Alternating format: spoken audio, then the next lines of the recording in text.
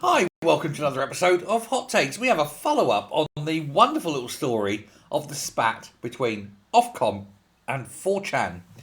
4chan have said go to hell to Ofcom and have told them that they're going to destroy the Online Safety Act.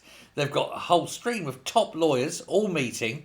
They're going to be drafting legislation, and they say that they are going to completely eradicate any kind of oversight that Ofcom has with its Online Safety Act against international providers.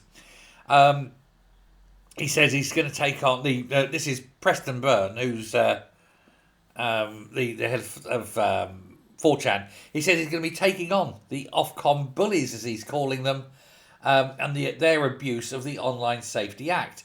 Byrne is representing 4chan in their fight against Ofcom, as the US courts, as the regulator tries to fine 4chan £20,000 for the breach of the Act. But as 4chan are pointing out, they're not British, they don't operate in Britain. It's an international market and they're protected by the First Amendment. And so basically flipping the bird. But Byrne is revealing how he and his colleagues now are gathering. They've filed a bill in the state of Wyoming to build basically what they're calling a pro-free speech Death Star piece of legislation that will stop the likes of Ofcom and other regulators playing these games ever again. And, Ofcom are still claiming they have sovereign immunity, but, Byrne has pointed out that no, they don't, because they're not a governmental organisation.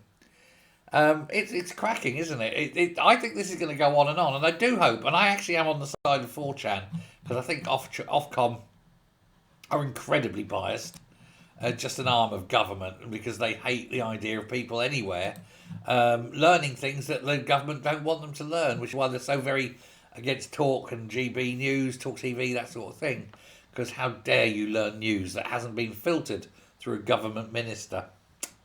I know, it's a bugger, isn't it? Thanks a lot. Bye.